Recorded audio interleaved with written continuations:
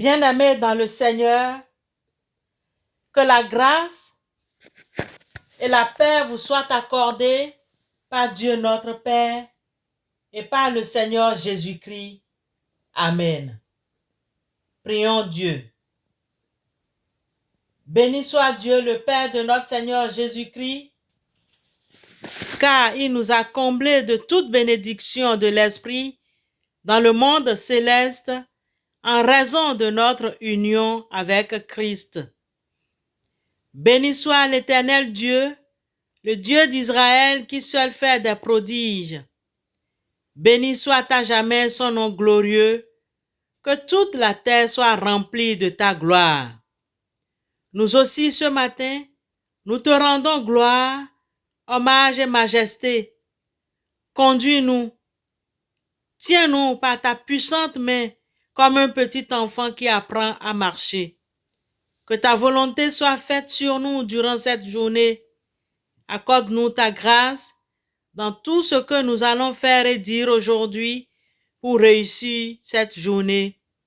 Donne-nous le cœur qui écoute et comprend ta parole pour l'amour de Jésus, notre Rédempteur. Amen.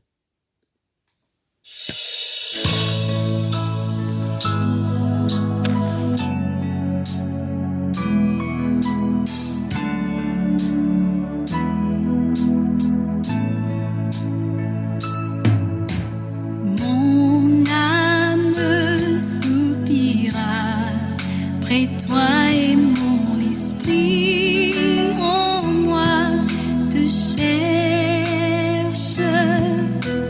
Toi seul est le désir de mon cœur et je vis pour t'adorer. Tu es mon bouclier, ma force, roc sur qui j'ai fondé ma vie. Toi seul est le désir de mon cœur et je vis pour t'adorer. Chers frères et sœurs en Christ, nous vous saluons ce matin dans le précieux nom de notre Seigneur et Sauveur Jésus-Christ.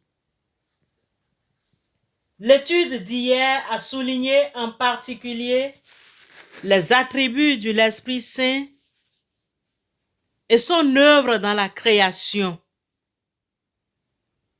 Les attributs de l'Esprit Saint et son œuvre dans la création. Il était présent et est à l'œuvre lors des mouvements importants tout au long de l'histoire biblique, mais il a joué un rôle plus à l'arrière-plan. L'Esprit Saint, qui devient une action de Dieu dans ce monde, et Dieu agit à travers lui. Ce matin, nous allons continuer notre étude sur le même sujet en démontrant que l'Esprit Saint est Dieu. Comme vous le savez, la divinité de Dieu le Père est clairement exprimée dans toute la Bible et ne laisse aucun doute. Nous trouvons cette vérité exprimée aussi bien dans l'Ancien que dans le Nouveau Testament. C'est l'un des plus cruciaux et des plus fondamentales des nombreuses vérités révélées dans la parole de Dieu. Toutefois, la divinité du Saint-Esprit est enseignée de manière plus subtile. Elle peut être déduite de diverses déclarations bibliques indirectes. L'Esprit Saint a un rôle crucial dans la vie des croyants. L'étude de ce matin nous aidera donc à mieux comprendre la divinité de l'Esprit Saint. Il éveille en nous le désir d'accepter la parole de Dieu et d'appliquer son enseignement à notre vie. Ainsi, l'Esprit travaille avec et par la parole écrite pour nous transformer en de nouvelles créatures en Christ. La présence de l'Esprit est la présence de Dieu. Si je ne peux pas fuir vers un lieu où l'Esprit de Dieu n'est pas, alors il est omniprésent. Où irai-je loin de ton esprit et où fuirai-je loin de ta face? Psaume 139, verset 7. L'Esprit Saint est éternel.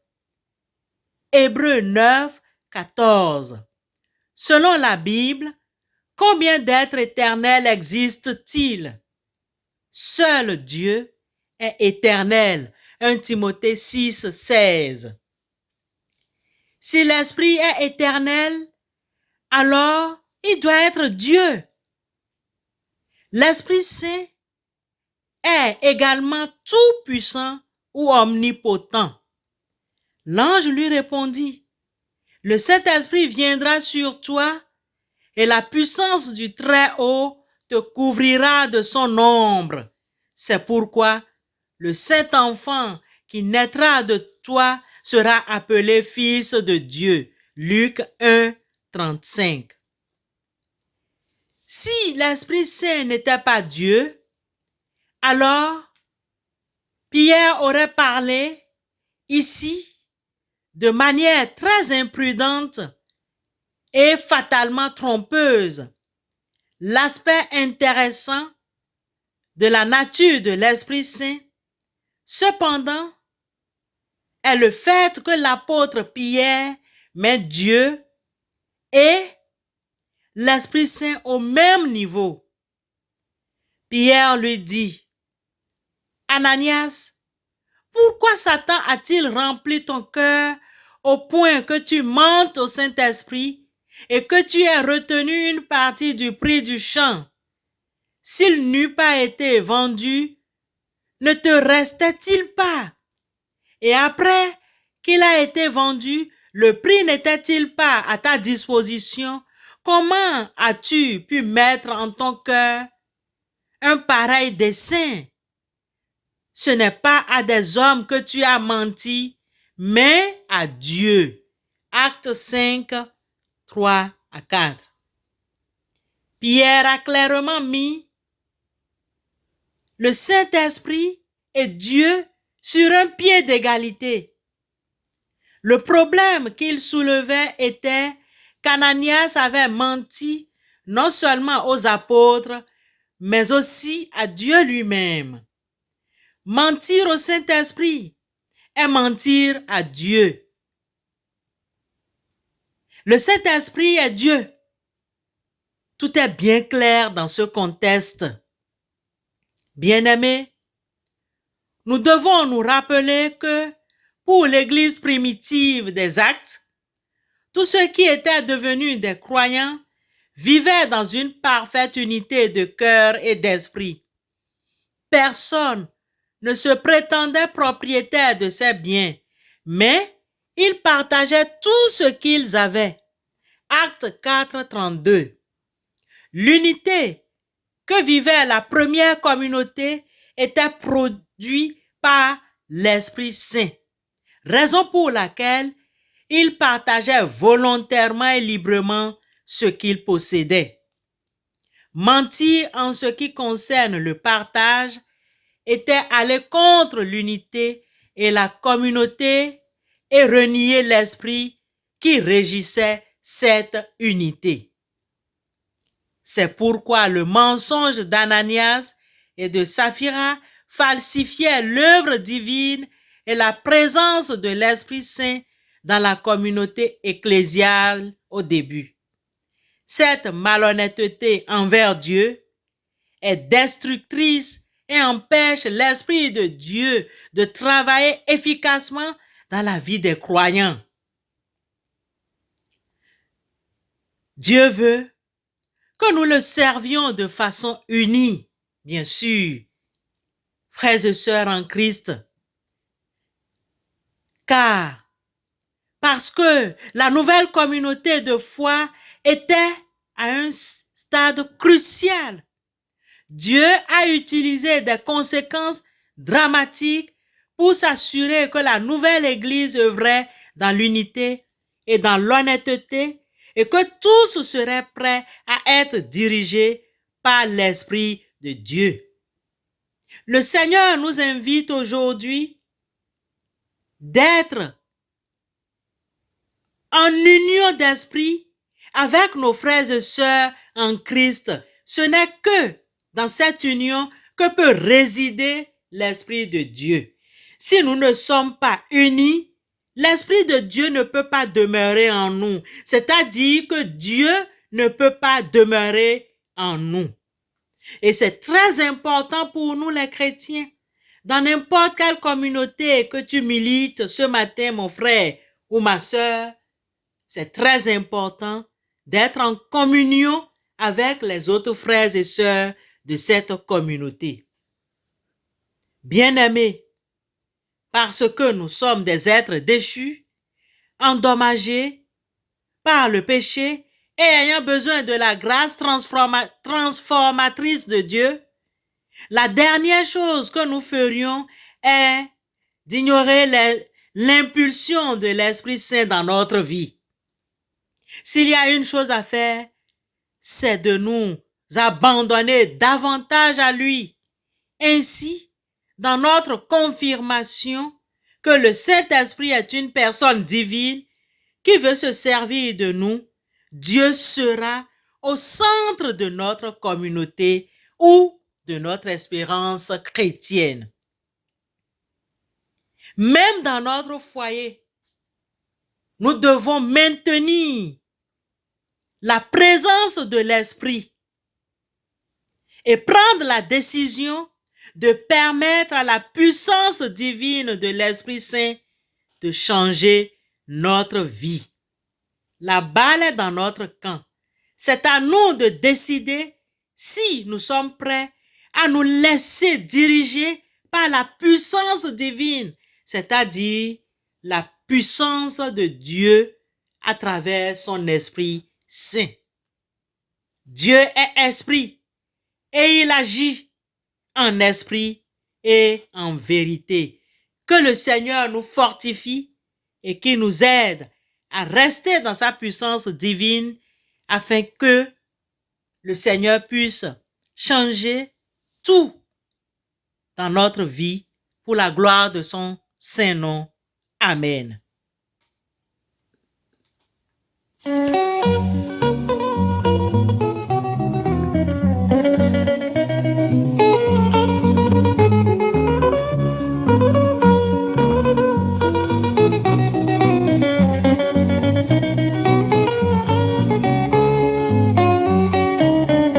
Ta parole est lumière qui éclaire mon chemin.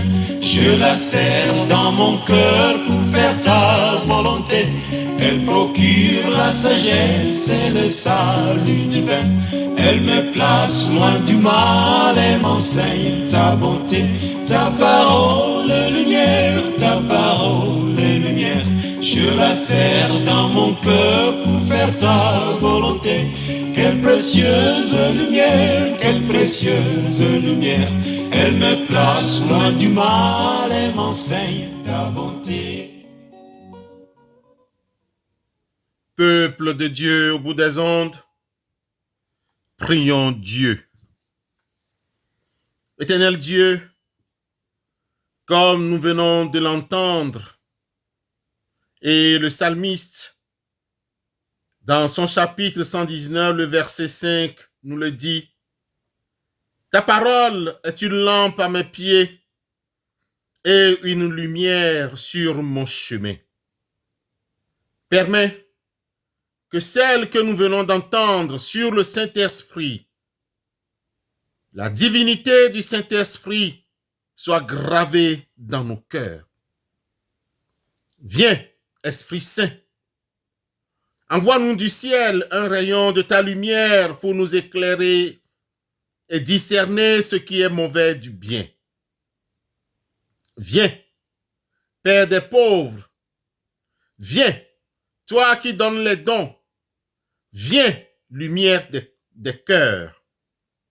Esprit Saint du Dieu vivant, parfait consolateur, doux hôte de l'âme, très doux soulagement dans la maladie, la fatigue, le repos, dans la chaleur, dans le froid, dans les pleurs, dans les joies, donne-nous un réconfort.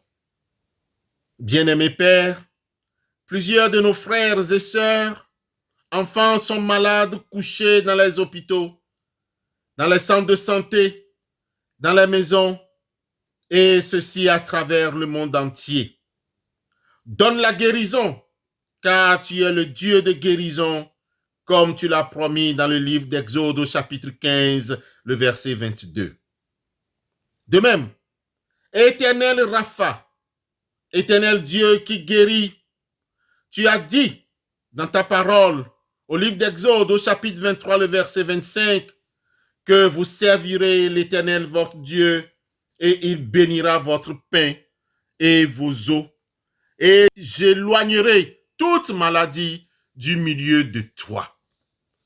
Père éternel, Rapha, nous t'en supplions, éloigne de nous maintenant toute maladie, de quel ordre que ce soit, au nom de Jésus-Christ, et guéris-nous. Bénis nos pains, bénis nos eaux. Ô lumière du monde, vrai Dieu de vrai Dieu, bienheureuse espérance, envahis profondément le cœur de tes enfants. Sans ta grâce, il n'y a rien dans l'homme, il n'y a rien qui soit sans faute. Lave ce qui est souillé, mouille ce qui est aride, guéris ce qui saigne, plie ce qui est rigide, réchauffe ce qui est gelé, redresse ce qui est courbé. Esprit Saint, nous te demandons le don de ta sagesse pour une meilleure compréhension de toi et de tes divines perfections. Nous te demandons le don de l'intelligence pour une meilleure compréhension de l'esprit des mystères de la sainte foi. Donne-nous le don de force afin qu'aucune peur ou considération terrestre ne puisse nous arracher de toi. Au nom du Seigneur Jésus-Christ, notre Rédempteur, écoute-nous. Amen.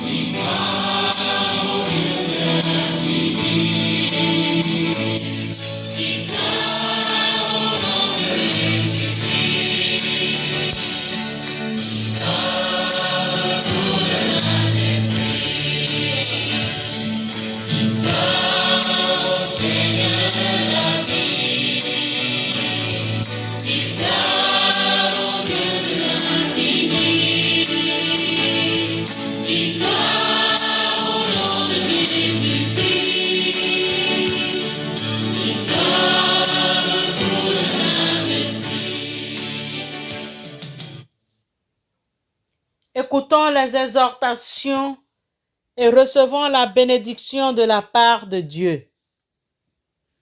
Je dis plutôt, marchez par l'esprit et vous n'accomplirez jamais ce que la chair désire.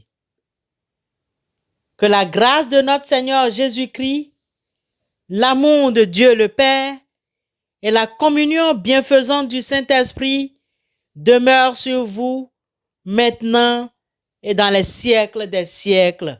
Au nom du Père, du Fils et du Saint-Esprit. Amen. Bonne journée à tous.